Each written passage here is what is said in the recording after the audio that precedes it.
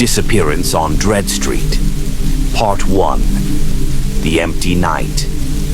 Dread Street was an enigma, a place that locals whispered about but rarely ventured into after dark. Its name, heavy with foreboding, was etched in the town's history as a site of inexplicable vanishings. Over the past decade, 5 residents had disappeared without a trace. Now the count was about to rise. It began on an ordinary evening. Emma Cartwright, a young journalist, had decided to investigate the street's dark reputation. She believed every legend held a seed of truth, and her career thrived on uncovering it. Armed with a lantern and a notebook, Emma walked deliberately down the street. The air grew colder with each step. Shadows danced on the walls, their shapes twisting unnaturally. Emma felt a creeping unease but pushed forward, determined to document the mystery. As she passed an abandoned house at number 13, a sudden whisper sliced through the silence. "Leave." Emma froze. The voice was faint but unmistakable. Her breath quickened as she scanned the empty street. Nothing moved. She shook off the fear, reasoning it was her imagination, and continued. But as she approached the end of the street, her lantern flickered violently and went out. The darkness was absolute. Emma's heart pounded as she fumbled to relight the flame. That's when she heard it. A soft, rhythmic tapping like footsteps, growing louder behind her. "Who's there?" she called, her voice trembling. There was no answer, only the tapping, now closer. She turned around, and in the dim light of the nearest gas lamp, she saw a figure, a tall, shadowy silhouette standing perfectly still. Before Emma could react, the figure raised a hand, pointing directly at her. A chilling wind swept through the street, and then silence. When the gas lamp flickered back to life, Emma was gone. The only sign she had ever been there was her notebook, lying open on the cobblestones, with the words, "They are watching." Part 2. The Watchers. Detective Arthur Bell had seen countless cases in his career, but Dread Street had become a thorn in his side. The disappearances defied logic. No evidence, no witnesses, no leads. And now Emma Cartwright's name had been added to the list. Arthur stared at the file in front of him, his mind racing. Emma's disappearance felt different. She had left behind her notebook, unlike the others who vanished without a trace. Its cryptic message, "They are watching," gnawed at him. Who were they?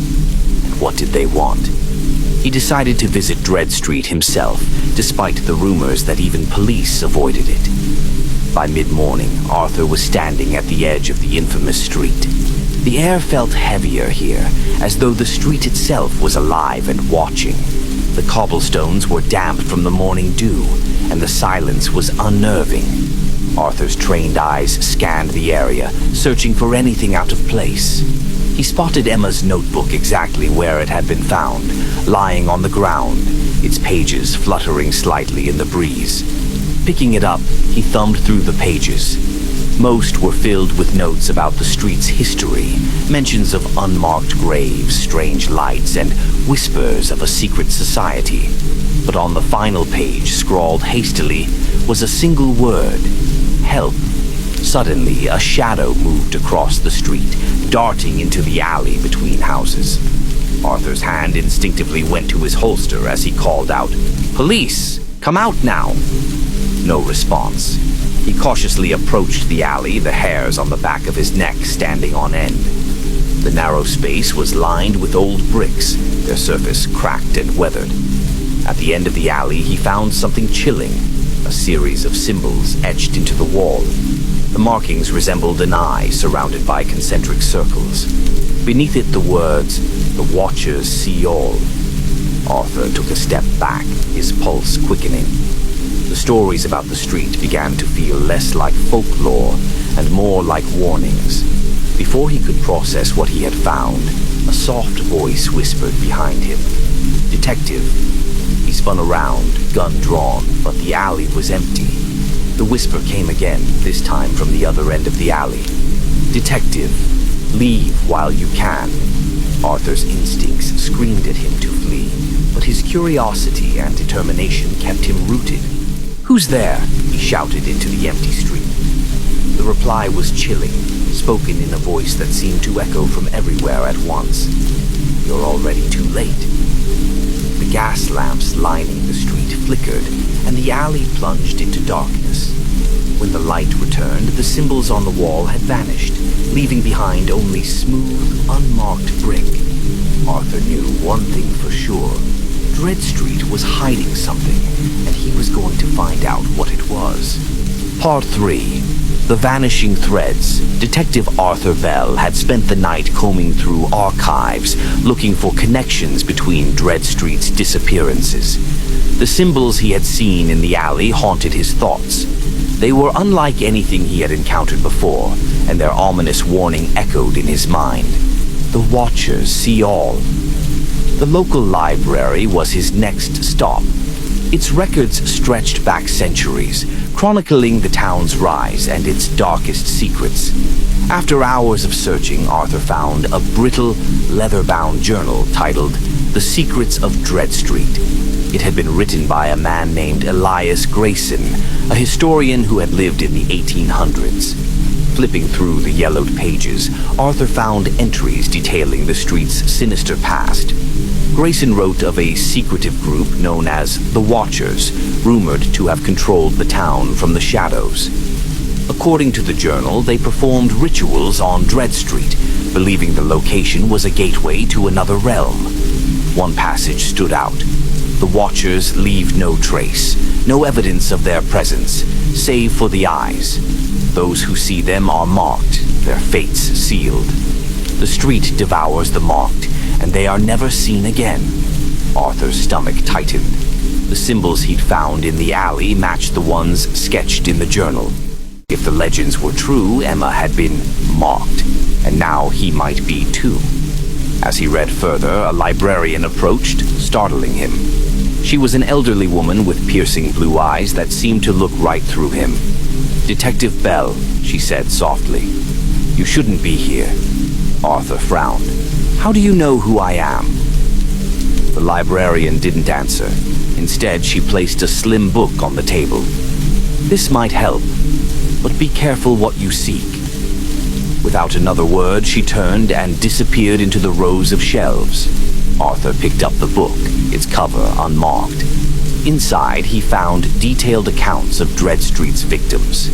Each entry listed the person's name, age, and date of disappearance. His blood ran cold when he reached the final pages. The last entry was Emma Cartwright. The details were precise, right down to the exact time she vanished. But it didn't stop there. Beneath Emma's name was another entry, Arthur Bell. December 27, 2024. Arthur's hands trembled as he stared at his own name. How could it be there? He wasn't missing. He was right here. Suddenly, the desk lamp flickered, plunging the library into darkness. The silence was broken by a low, guttural whisper. "You were warned." Arthur grabbed his notebook and bolted for the exit, his mind racing. The town's secrets were deeper than he had imagined, and now his name was part of them. But he couldn't back down. Emma's fate, and possibly his own, depended on uncovering the truth. Part 4. The Unseen Eyes. Arthur Bell stood before the crumbling house at number 13, gripping his flashlight tightly.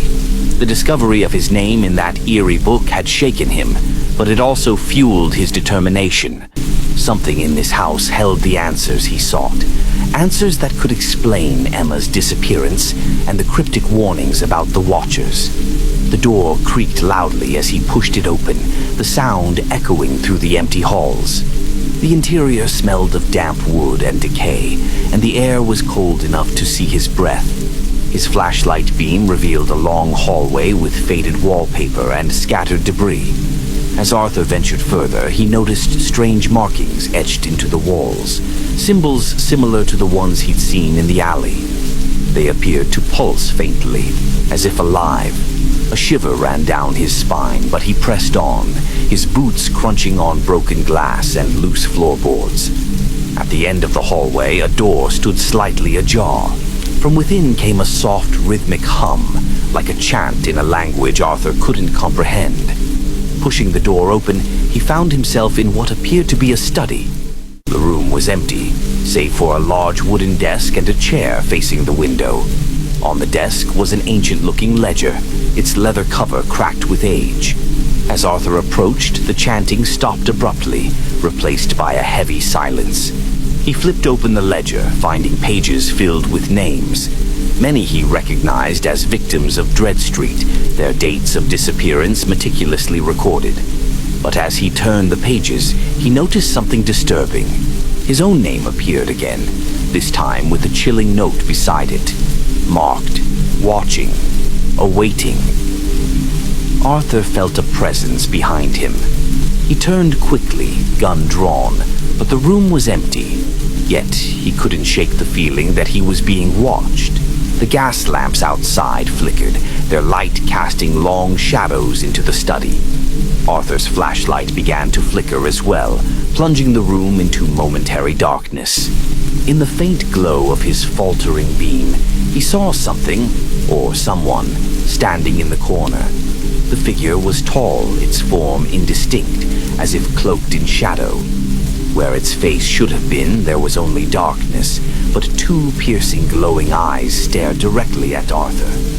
"You should not have come," the figure whispered, its voice deep and resonant, echoing unnaturally in the small room.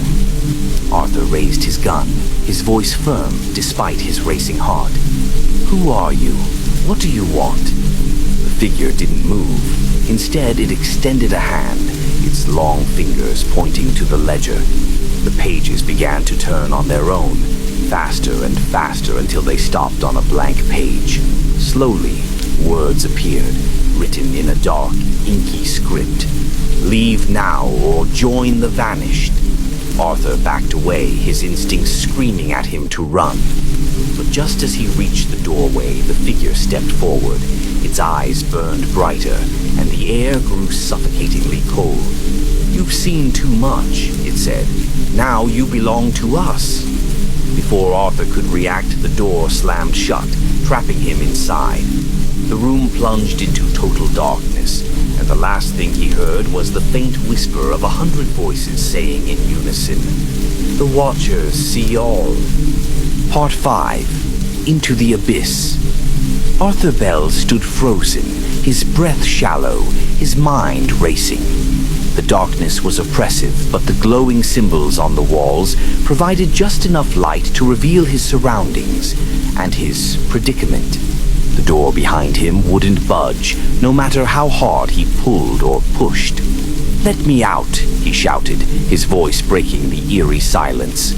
The whispers paused for a moment before resuming, louder now, overlapping and incomprehensible. The desk in the center of the room began to vibrate, its surface trembling as if something beneath it was trying to break free. Arthur backed away cautiously, his gun raised, though he doubted it would help. Suddenly, the ledger flew open again, its pages flipping wildly before stopping on another blank page. Words appeared in bold, jagged handwriting. "Follow the path, or face oblivion." The wall opposite the desk began to shimmer, the glowing symbols rearranging themselves into what looked like a doorway. A faint, swirling mist emerged from the center, forming a portal. Arthur felt an irresistible pull, as if unseen hands were guiding him toward it. "You think I'm walking into that?" Arthur said aloud, his voice wavering. But the whispers grew louder, more insistent, and the portal began to pulse with light, drawing him closer. Realizing he had no other choice, Arthur stepped forward, the pull growing stronger with each step. As he passed through the shimmering doorway, he felt a sudden drop, as if the ground had vanished beneath his feet. He landed hard on a cold stone surface, the air around him now damp and filled with an earthy metallic scent. Arthur's flashlight flickered back to life, revealing a vast underground chamber. The walls were lined with more of the glowing symbols, their patterns intricate and hypnotic. At the center of the chamber stood a massive stone pedestal. On top of it was a strange, spherical object, pulsating with an otherworldly light. Surrounding the pedestal were hooded figures, their faces hidden, their bodies unnaturally still. Arthur approached cautiously, his footsteps echoing in the cavernous space. The figures didn't move, but their presence was unnerving, as though they were watching him without eyes. The whispers returned, louder and clearer now, and they came from the sphere itself. Arthur could finally make out the words, "We are the Watchers. You seek the truth, but the truth will bind you." "What truth?" Arthur demanded, his voice echoing. "Where is Emma? What happened to the others?" The sphere's light flared, and Arthur's mind was flooded with visions, images of the vanished victims, their faces contorted in fear, trapped in a dark, endless void. He saw Emma reaching out, her mouth open in a silent scream. "The marked are ours," the Watcher's voice echoed. "They belong to the void, as will you." Arthur clutched his head, the visions overwhelming him. But through the chaos he heard a faint voice, Emma's voice. "Arthur, it's not too late. Destroy the sphere."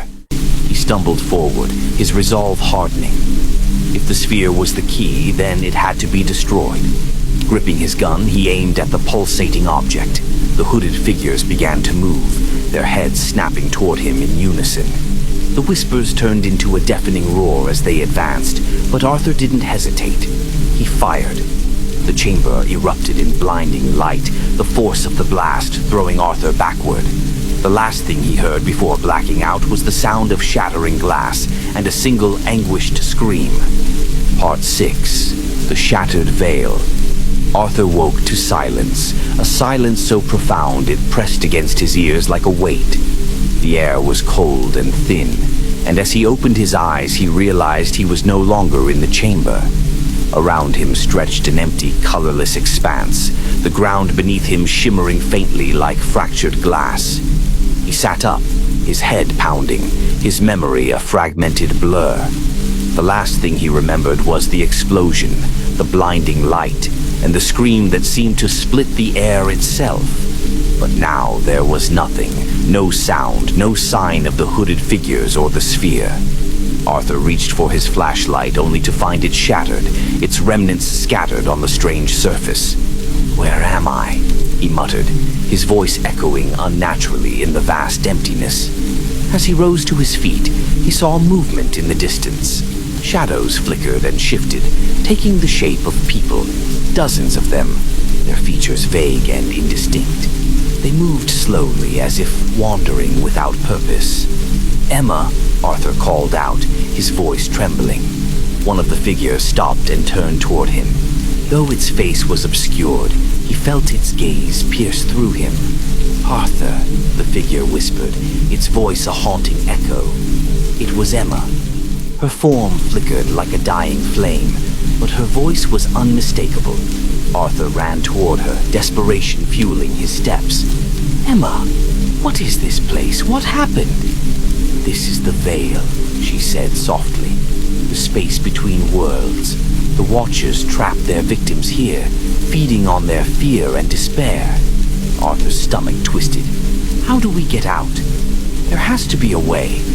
Emma shook her head, her form growing dimmer. "The Veil has no doors, no escape. But there is one chance." "What is it?" Arthur demanded, his voice rising. "The Watcher's power comes from their connection to the sphere," she explained. "You shattered it, but its fragments are still here, anchoring them to this realm. If you destroy the shards, their hold will weaken. But be warned, they won't let you succeed." As if summoned by her words, the emptiness around them began to change. The ground cracked and trembled, and the ghostly figures turned their attention to Arthur. Their indistinct forms twisted and contorted, their whispers growing louder and more menacing. "They're coming," Emma said, her voice urgent. "You have to find the shards before they do." Arthur's hands clenched into fists. He had no weapons, no flashlight, only his determination to save Emma and end the Watcher's reign. "Where are the shards?" "They're hidden in the void," Emma said, her voice fading. Follow the light and don't stop running." Before Arthur could ask more, Emma's form dissolved into the air, leaving him alone once again.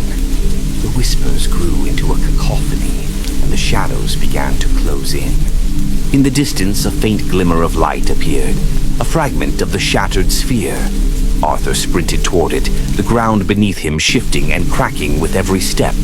The shadows pursued him, their shapes growing sharper, their whispers turning into screams. Reaching the shard, Arthur grabbed it, feeling its cold, sharp edges bite into his palm. The moment he touched it, the void trembled, and the shadows recoiled briefly. But the reprieve was short-lived. The Watcher's voices thundered through the emptiness. "You cannot destroy us, Arthur. You are one of us now." Arthur gritted his teeth, holding the shard tightly. "Not yet," he muttered, running toward the next glimmer of light. Part 7. The Fragmented Hunt. Arthur ran, his breath coming in ragged gasps, the shard in his hand cutting into his palm. The faint light ahead grew brighter, and he knew he was close to the next fragment. Behind him, the whispers morphed into guttural growls, and the shadows began to move faster, their forms twisting into long-limbed creatures with glowing eyes. The second shard lay atop a jagged spire of glass-like rock, glowing with the same otherworldly light as the first. Arthur scaled the sharp incline, the jagged edges tearing at his clothes. As he reached the top and grabbed the shard, the void around him convulsed. A piercing scream erupted from the creatures behind him, their collective rage shaking the ground. Arthur scrambled down, clutching the second fragment tightly. The two shards pulsed in unison, emitting a faint, rhythmic hum. He felt a surge of energy coursing through him, but it was fleeting. "You think you can destroy us?" The Watcher's voice boomed, echoing through the void. "You are but a speck in the infinite." Arthur ignored the taunt, scanning the horizon for the next glimmer of light. There, far in the distance, another shard flickered like a dying star. He tightened his grip on the fragments and began to run again. The ground beneath him shifted violently, and Arthur stumbled, barely catching himself. The shadows were closer now, their grotesque forms more distinct. Some crawled on all fours, while others hovered, their hollow, glowing eyes locked onto him. Arthur reached the next shard, this one embedded in a pool of dark, viscous liquid. Without hesitation, he plunged his hand into the icy substance, pulling the shard free. The liquid rippled violently, and a towering figure rose from its depths. It was one of the Watchers, its form immense and horrifying. Its body seemed to be made of the same liquid, constantly shifting and reforming. Its face, or where a face should have been, was featureless save for two burning eyes. "You cannot escape the veil," it said, its voice resonating like a thunderclap. "Surrender and your suffering will be brief." Arthur didn't answer. Instead, he combined the three shards, holding them tightly as their energy intensified. The fragments began to fuse, emitting a blinding light that forced the Watcher to recoil. The ground trembled, and Arthur felt a sharp pain in his chest as the light from the shards consumed him. For a moment, the void around him seemed to fracture, revealing glimpses of the real world. Emma's face, the streets of the town, the familiar glow of street lamps. But the vision was fleeting. The Watcher roared, regaining its composure, and the void snapped back into place. Arthur stumbled, the shards in his hands dimming slightly. "You're running out of time," the Watcher hissed. Arthur knew it was right. The longer he stayed in the veil, the weaker he would become. But he wasn't going to stop, not until the Watcher's grip on this place was broken. In the distance, another glimmer appeared, this one brighter than the rest. Arthur steeled himself, gripping the fused shards like a weapon, and ran toward the final fragment. Part 8. The Last Shard. Arthur's legs burned as he pushed himself toward the final shard.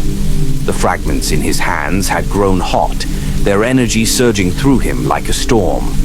The Watcher's taunting words still echoed in his mind, but he refused to let them take hold. He had seen too much, felt too much. The pain of seeing Emma in the veil, the chilling whispers, and the ever-looming presence of the Watchers, they had all led him to this moment. The ground around him buckled, and the air crackled with static. The final shard hovered in the distance, its glow now blinding, a beacon in the oppressive darkness. As Arthur closed the gap, the massive form of the Watcher from the depths rose once more, its monstrous shape blocking the path. The air around it shimmered with dark energy, a thick, suffocating fog rolling out from its body. "You cannot win, Arthur," the Watcher said, its voice like a low growl. "We are the Endless. The Veil is our domain, and you are nothing." Arthur didn't falter. With every step, he felt the shards pulsing with a strange power, like a heartbeat, rhythmic and steady. He knew he was close, so close to breaking this curse, to ending the Watcher's reign once and for all. The Watcher lunged toward him, its tendrils of shadow reaching out, but Arthur was faster. He dodged, sprinting around the dark figure, his eyes locked on the floating shard. It was almost within his grasp. Suddenly, the Watcher's tendrils shot forward like lightning, wrapping around his legs and pulling him off the ground. The weight of the shadows crushed down on him, and for a moment Arthur thought he might be suffocated by the darkness. But the shards in his hands burned with a new intensity, as if they had sensed his desperation. With a roar, Arthur thrust the shards forward, the light from them exploding outward in a wave of energy. The tendrils recoiled in pain, releasing their grip. Arthur fell to the ground, gasping for air. The Watcher screeched, its body dissolving into a mist of shadows, retreating in the face of the combined power of the fragments.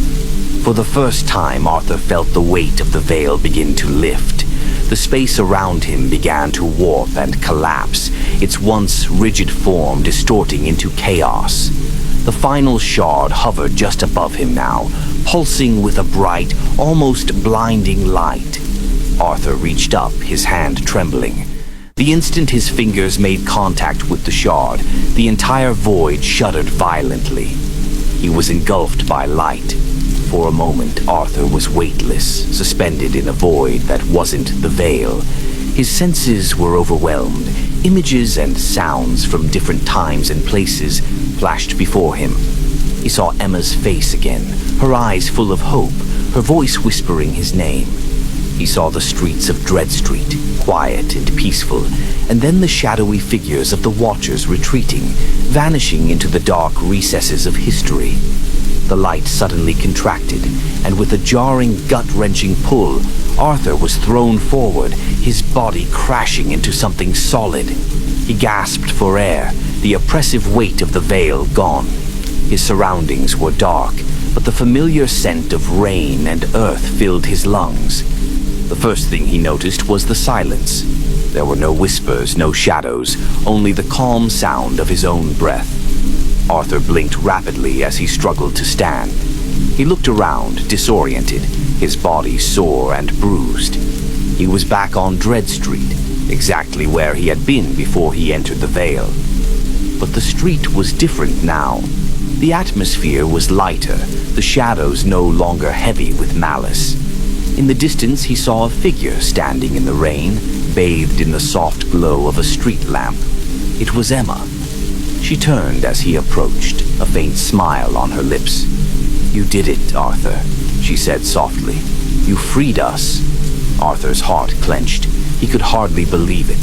After everything, they were free. The Watchers were gone, their influence broken. Emma was standing before him, alive and whole. But there was a lingering unease in his mind. What had happened to the Vale? And more importantly, what had the Watchers meant by their final warning? "Are you ready to go home?" Emma asked, her voice gentle, but her eyes holding something deeper. Arthur nodded, but as he looked at her, he couldn't shake the feeling that something had shifted, that not all was as it seemed. The Watchers were gone, but their legacy was far from forgotten. Part 9. The echoes return. Arthur took a deep breath, trying to ground himself in the reality around him. Emma was standing before him, alive, her features bathed in the soft light of the street lamp. Everything felt so ordinary, so quiet, but his mind was racing, the lingering shadows of the veil still clinging to his thoughts. "We're free," Emma whispered, her voice still soft but carrying an undercurrent of disbelief. "It's over." Arthur nodded, but something gnawed at him. The Watchers were gone, yes, but their final words echoed in his mind. "We are the Endless. You are one of us now." He turned his gaze down the street, past the familiar houses, the shop windows glistening with the sheen of rain, and toward the place where the veil had once opened. It was all normal, too normal. "Something doesn't feel right," Arthur muttered, his voice barely audible. Emma's eyes flickered, a shadow crossing her face. She stepped closer to him, taking his hand gently. "Maybe you're just tired, Arthur. Maybe we both are." But Arthur knew it wasn't just fatigue. The Watchers' presence, the sinister power they wielded, still felt like it had seeped into the world around them. He could feel it, an intangible weight like the world had been subtly warped in their absence. Emma squeezed his hand. "Let's go home, Arthur. Let's just forget everything that happened." As she spoke, a distant sound echoed down the street, an odd, rhythmic thumping. Arthur's body tensed. It was faint at first, but it grew louder, more pronounced. His heart began to race. "What is that?" he asked, his voice tight. Emma looked around, her face pale. "I don't hear anything." But Arthur did. The thumping grew into a steady, almost deliberate rhythm, like the beat of a drum. It was coming from the ground beneath his feet. The street itself began to tremble, a subtle vibration beneath the asphalt. He could feel it, the familiar pulsing, as if the earth itself was breathing. "Arthur," Emma's voice trailed off, her grip tightening on his hand. Her eyes were wide with fear, her earlier calm now gone. "Arthur, I don't..." Before she could finish, the ground cracked open. It wasn't a natural crack. The asphalt split apart in jagged lines, glowing with an eerie violet light. From the fissures, something began to emerge, shadows, long and twisting, stretching out like fingers reaching for the sky. Arthur took a step back, pulling Emma with him. "No, this can't be." The shadows reached out faster, growing thicker and denser, swirling around the cracked earth. And then, out of the darkness, came the faintest sound, the same whispers, low and haunting. "We are the Endless. The veil is never truly gone. It waits." Arthur's stomach dropped. The Watchers hadn't been destroyed. They had only retreated into the depths of the earth. Their reach had never truly ended. The veil wasn't a place, it was a force, and it had followed them back into the real world. Emma let out a choked scream as the shadows surged forward, wrapping around them like ropes, pulling them toward the crack in the ground. The air was filled with a cacophony of whispers, rising into a deafening roar. "Arthur, help me!" Emma cried, her voice strained. Arthur didn't hesitate. He grabbed her, pulling her away from the shadows, but the force was too strong. It dragged them both toward the fissure. The ground beneath them collapsed entirely. The world dropped out from under them, and in the next instant, they were falling into darkness, the whispers and the violent pull of the shadows consuming them once more. As they plummeted, Arthur caught one last glimpse of Dread Street above, a place that had once felt like home, now swallowed by the infinite void beneath them. And as the darkness closed in around them, Arthur understood the terrifying truth. The Watchers were not bound by the veil. They were the veil. The endless cycle had begun again. Part 10, the eternal cycle. The sensation of falling seemed to stretch forever. The darkness consumed them, and with each passing second, the ground beneath their feet felt farther away. The shadows surrounded them, pressing in from all sides, their whispers deafening now, a constant hum in the air. "Arthur!" Emma's voice broke through the chaos, fear evident in her tone. "Where are we going? What's happening?" Arthur tried to respond, but his voice was lost in the swirling abyss. His mind raced, trying to make sense of it all. The Watchers hadn't been destroyed, had they? The shards, the fragments of the sphere, they should have broken their power. But now they were falling into the same eternal dark they had fought so hard to escape. He reached out for Emma, his hand brushing hers in the darkness. The touch grounded him for a moment, but only for a brief second. The dark energy pressed against them, a constant, overwhelming force. And then, as if the universe itself had decided to answer their plight, the faint light ahead grew brighter. It wasn't much, just a tiny pinprick of light in the sea of black. But it was something. It was a chance. "Hold on," Arthur whispered, his voice barely audible. "We need to reach that light." Together they reached out, struggling to move against the oppressive pull of the shadows. The light flickered and danced like a flame in a storm, its warmth beckoning them. With every ounce of strength left in him, Arthur pulled Emma forward, the swirling darkness threatening to swallow them whole with each passing second. The whispers grew louder, more frantic, as if the Watchers knew they were nearing their goal. "You cannot escape. We are always here. You are one of us." The words were a constant presence, a reminder that the Veil was not just a place. It was a state of being. It was the boundary between life and death, reality and illusion. And in this place there was no escaping the endless cycle. But they had to try. They had no choice. As they neared the light, the ground beneath them shifted, the void seeming to stretch and warp. Arthur felt his heart racing as they neared the source of the light, a shimmering, ethereal force.